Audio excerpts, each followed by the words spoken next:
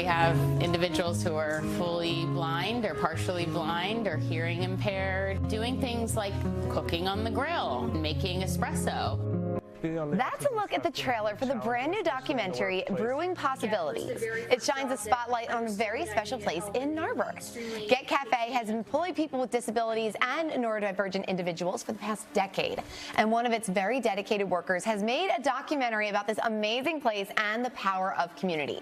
Joining me this morning is David Block, an employee at Get Cafe and the filmmaker behind Brewing Possibilities. And David's here with Get Cafe owner, Brooke Goodspeed. So thank you both so much for joining me this morning and coming in today. It's such a pleasure to talk to you. We were already hanging out off camera, so I'm excited to introduce our viewers to everything that both of you do for the community and the film world. So David, first of all, talk about your disability and the challenges that you face on a daily basis. Okay, I have several disabilities. First, I'm legally blind. I've been that way since birth with congenital cataracts. So I'm on the autism spectrum. I also have depression sometimes. So these are daily challenges. I mean, I never knew what it was like to see perfectly, so I don't know what I'm missing anyway. I never drove, so, well, I mean, legally, but I never drove. I never had a car license, so I don't know what I'm missing. So, I mean, I never saw beauty in environment. So I'm kind of used to I'm just used to it in a way. Like if I had perfect vision, then started losing my vision, I think I'd be a very depressed person. Even. Sure. But the way that you're still able to find beauty, because this is your 10th documentary, we should say, the way you're able to find beauty in the world despite not being able to fully see it yourself, I think is so admirable and inspiring, and the beauty that you bring out in the world around you. Let's, before we get into your films, talk about how working at Get Cafe has changed your life. It's a better reason to get up in the morning, because sometimes I often don't have a lot to look forward to sometimes. And so at the cafe, I like working the cash register there. It's my favorite spot because I feel like a bird, as I say in my film, I feel like a bird being let out of a cage, because when I had jobs at other stores temporarily, that's the one spot they would never let me go, was the cash register. That was off limits to me because of my limited vision. And the fact that I'm allowed to use it, I kind of, not just that, but I fell in love with the cash register. In fact, I used to be territorial about it. People used to ask me if I did all these films and articles, what am I doing working at this coffee shop? I've been asked that recently. I'm like, well, because steady work making documentaries and writing articles and books is not always common. It's not an everyday thing, and I need somewhere to go. And I know you love to read, you love to write, you're a reporter, you're a filmmaker, and you work at Get Cafe. And I also wrote 2 books, too. Yeah. And yes, you're an author as well. Brooke, talk about why you started this cafe, who you've hired to work there, and the response that you've gotten from the community.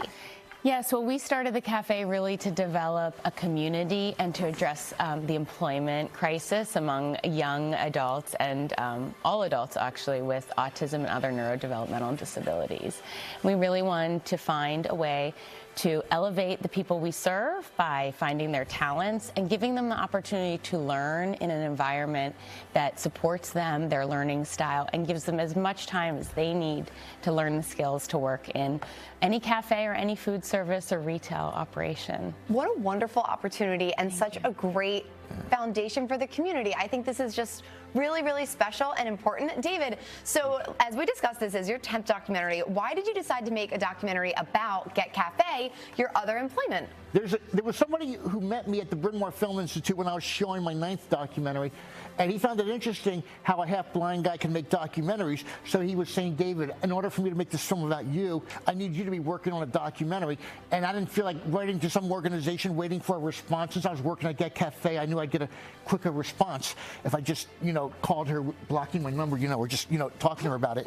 So, well, we've been planning to. Yeah, we were talking about it beforehand. Originally, I was going to do a documentary about other cafes with Get Cafe, but I found the story interesting enough that it could stand by itself. Is there anything that you learned about Get Cafe? I mean, you work there, but anything that you learned that you were surprised by when you were making this? I learned a couple months ago. I learned because we have a new manager. We have a new manager now who doesn't let me hang out at the register all the time, which is a good thing. I learned how to brew coffee a couple months ago.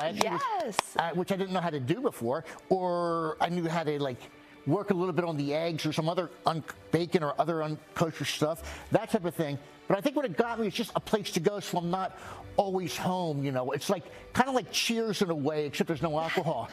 I mean, I sometimes go in there with a book just to read, because sometimes I get a lot of stares when I read in public. Sometimes, I mean, I ignore it or I just try to avoid people. But at the cafe, I won't get those stares. You're so much fun to talk to. I'm sure the customers love you. You get to hang out with your colleagues and with the community as well. Brooke, tell us what this entire documentary experience has meant to you and to Narberth.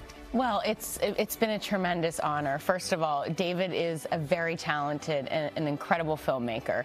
So he's been talking about making a documentary since he started working for me, because he said, you know, someday I'm going to do a documentary about the cafe. Narberth is such a special place. We feel very lucky to call Narberth our home, and what we serve is community connection. You know, it's fostering the relationships and the people, and showcasing how each individual can relate to one another despite our differences, despite our limitations. Like, it's an opportunity to really connect in that very, very human way. So this has been and to have like David's voice and perspective, you know, that's like, I can't imagine another person I would want to do this work. It's extra special and incredible for us to have our own employee, like, part of our mission, tell our story. And that, to me, is the greatest honor about this whole experience, and working with David, because we have a lot of fun. Well, that's so beautiful, and I think it's so exciting now that everyone else will get a glimpse into your world because of this documentary. And we want to share with our viewers that Brewing Possibilities will debut tonight at the Bryn Mawr Film Institute along Lancaster Avenue in Bryn Mawr. There's going to be a red carpet event beginning at 6, and the film premieres at 7. You can get more details on NBC10.com/findit10. David and Brooke, a huge congratulations to both of you on the documentary and all of your success. And thank you so much for your time and coming to visit me today on Philly Live.